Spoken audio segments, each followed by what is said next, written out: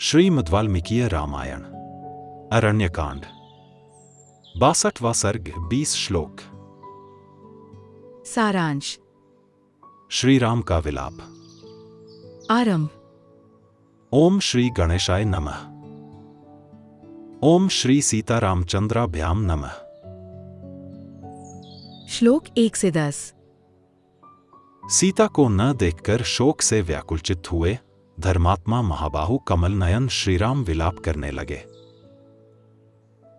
रघुनाथ जी सीता के प्रति अधिक प्रेम के कारण उनके वियोग में कष्ट पा रहे थे।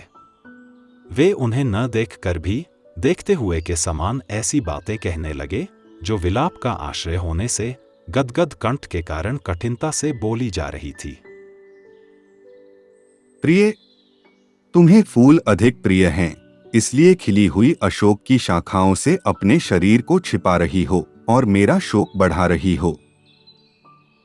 देवी, मैं केले के तनों के तुल्य और कदली दल से ही छिपे हुए तुम्हारे दोनों उरुओं को देख रहा हूं।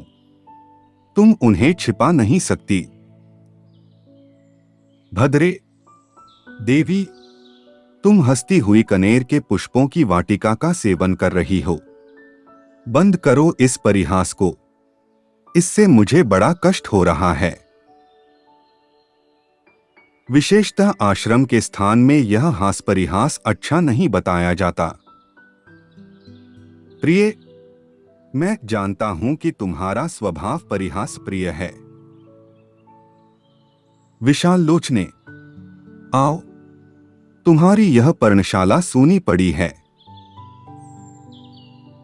फिर भ्रम दूर होने पर वे सुमित्रा कुमार से बोले, लक्ष्मण, अब तो भली भांति स्पष्ट हो गया है कि राक्षसों ने सीता को खा लिया है अथवा हर लिया है, क्योंकि मैं विलाप कर रहा हूं और वह मेरे पास नहीं आ रही हैं। लक्ष्मण, ये जो मृग समूह हैं, ये भी अपने नेत्रों में आंसू भरकर मानो मुझसे यही कह रहे हैं कि देवी सीता को निशाचर खा गए हैं।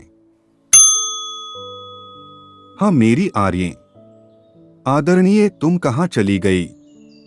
हाँ साध्वी, हाँ वरवर्णिनी, तुम कहां चली गई हो? हाँ देवी, आज कैकेयी सफल मनोरथ हो जाएगी। सीता के साथ अयोध्या से निकला था। यदि सीता के बिना ही वहां लौटा तो अपने सूने अंतःपुर में कैसे प्रवेश करूंगा? श्लोक 11 से 20। सारा संसार मुझे पराक्रमहीन और निर्दय कहेगा। सीता के अपहरण से मेरी कायरता ही प्रकाश में आएगी।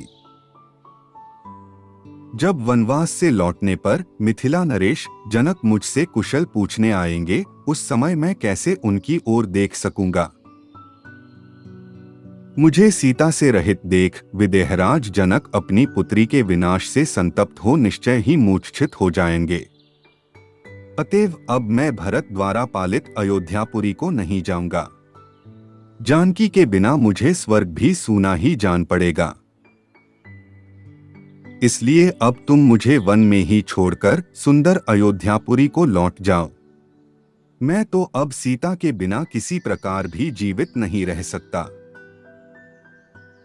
भरत का गाढ़ आलिंगन करके तुम उनसे मेरा संदेश कह देना। कैकेयी नंदन, तुम सारी पृथ्वी का पालन करो, इसके लिए राम ने तुम्हें आज्ञा दे दी है। विभो, मेरी माता कौसल्या, कैकेयी तथा सुमित्रा को प्रतिदिन यथोचित रीति से प्रणाम करते हुए उन सब की रक्षा करना और सदा उनकी आज्ञा के अनुसार चलना, यह तुम्हारे लिए मेरी आज्ञा है। शत्रुसूदन लक्ष्मण, मेरी माता के समक्ष सीता के विनाश का यह समाचार विस्तार पूर्वक कह सुनाना। सुंदर केश वाली सीता के विरह में भगवान श्रीराम वन के भीतर जाकर जब इस प्रकार दीन भाव से विलाप करने लगे, तब लक्ष्मण के भी मुख पर भय जनित व्याकुलता के चिन्ह दिखाई देने लगे। उनका मन व्यथित हो उठा और वे अत्यंत घबरा गए। इस प्रकार श्री वाल्मीकि निर्मित आर्ष रामायण आदि काव्य के अरण्यकांड में 62वां सर्ग पूरा हुआ। Presented by Dr. T.K. Bansal, a blind scientist. Please like and share this video, and don't forget to subscribe my channel. Jai Shri Ram.